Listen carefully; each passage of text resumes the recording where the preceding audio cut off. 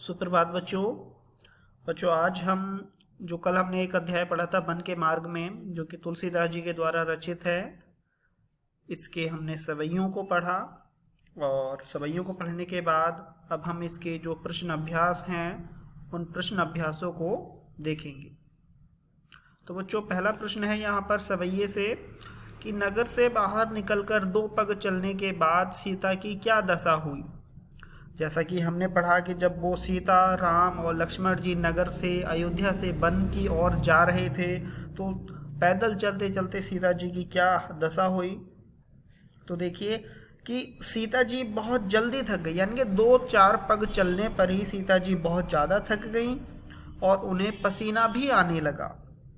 ठीक है, और तथा उनका गला और उनके होंठ पानी की प्यास से सूखने लगते हैं। ठीक है बच्चों, तो आप इसी के अनुसार ये इसका आंसर लिखेंगे।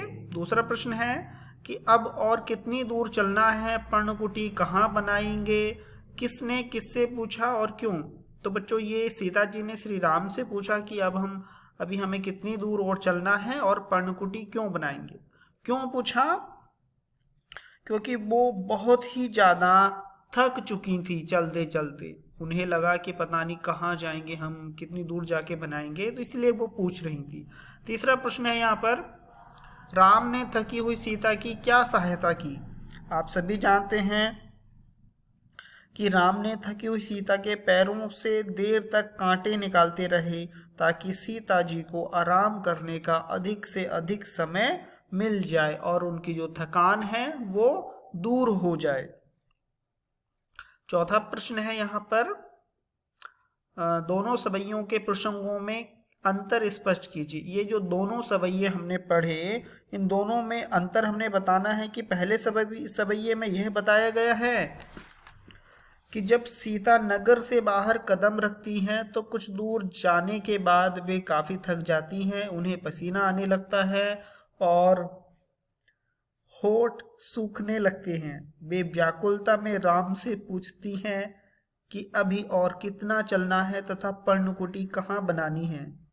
इस सवैये में सीता की व्याकुलता को देखकर श्री राम की आंखों में आंसू आ जाते हैं और दूसरे सवैये में यह बताया गया है कि सीता राम की व्याकुलता को देखकर जब तक लक्ष्मण पानी लेकर नहीं आ जाते तब तक पेड़ की छाया में विश्राम कर लें, और श्री राम पेड़ की छाया में बैठकर सीता जी के पैरों के कांटे निकालते हैं। यह देखकर सीता जी के मन ही मन में श्री राम के प्रति बहुत प्रेम उमड़ने लगता है। तो बच्चों, और 5वें प्रश्न में आप लिखेंगे, पाठ के आधार पर वन के मार्ग का वर्णन अपने शब्दों में करूं। तो जैसा कि हमने पढ़ा कि वन मार्ग में जाते समय उन्हें किन किन चीज़ों का सामना उन्होंने किया, तो आप इसको अपने शब्दों में लिखेंगे। जैसे वन का रास्ता कांटों से भरा हुआ था, वैसे मार्ग पर संभल कर चलना पड़ता था, रहने के लिए सुरक्षित स्थान उनके पास नहीं थे, खाने की वस्तुएं नहीं थी, पानी कहीं नज़र नहीं आता था और चारों तरफ सन्नाटा और असुरक्षा का वातावरण उन्हें नजर आ रहा था। तो इन प्रश्नों को आप लिखेंगे। इसके बाद आप देखेंगे भाषा की बात। भाषा की बात में लखी मीन्स देखकर और धरी मीन्स रखकर, पहुंची मीन्स पहुंचकर और जानी मीन्स जानकर। तो आप यहाँ जो इन चारों शब्दों को देख रहे हैं कि यहाँ पर ई की मात्रा लगाई गई है हर एक शब्द में। ठीक है, तो ई की मात्रा लगाई गई है, ये अवधी भाषा में लगाई गई है। और आपने क्या करना है कि इसमें से ई की मात्रा हटाकर आपने कर इसमें लगाना है। तो जैसे देख कर, हमने ऊपर देख रहे होंगे, अब देख कर लगाया, धरी कर मीन्स रख कर, जानी मीन्स जांच कर, तो यहाँ पर हमने मात्रा हटाकर कर लगाया है। ठीक है, इसी तरह से आप इसमें से कुछ शब्द ढूंढेंगे और उनको इसी तरह से आप उनकी मात्रा हटाएंगे और लिखेंगे कर।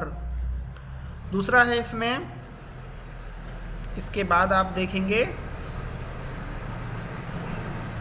जब हम किसी बात को कविता में कहते हैं तो वाक्य के शब्दों के क्रम में बदलाव आता है। जैसे छाह घरी हुए ठाणे को गद्य में ऐसे लिखा जा सकता है जैसे छाया में एक घड़ी खड़ा होकर। और उदाहरण के आधार पर नीचे दी गई कविता की पंक्तियों को गद्य के शब्द क्रम में लिखो। तो यहाँ पर 4 पंक्तियां दी गई हैं, पुरते निकसी रघुबीर बधू, तो इनको आपने गद्य के रूप में लिखना है। जैसे लिखेंगे सीता, जैसे पुरते निकसी रघुबीर बधू, इसको लिखेंगे हम सीता जी बन जाने के लिए नगर से बाहर निकली। और दूसरी पंक्ति है पुट सूख गए मधुराधर वे, कि वे मधुर होंठ सूख गए। अगली पंक्ति है बैठी विलंब लो कंटक काढ़े, यानी कि देर तक बैठकर कांटे निकालते रहे। कौन निकाल रहे थे कांटे? श्री राम जी निकाल रहे थे सीता जी के पैरों से। अगली पंक्ति है पर्णकुटी करी हो कित हुए, कि पत्तों की जो कुटिया है अर्थात जो झोपड़ी है, जो पर्णकुटी है, हम कहाँ बनाएंगे। तो इस तरह की बातें यहाँ पर इन प्रश्नों में सीता जी श्री राम से कर रही थी, तो आप इनको लिखिएगा, ठीक है। और एक बार और इन प्रश्नों को अच्छे से ध्यान दीजिएगा और इस वीडियो को दोबारा देखिएगा। अगर कहीं और आपको समझ नहीं आता है तो आप पूछिएगा, ठीक है।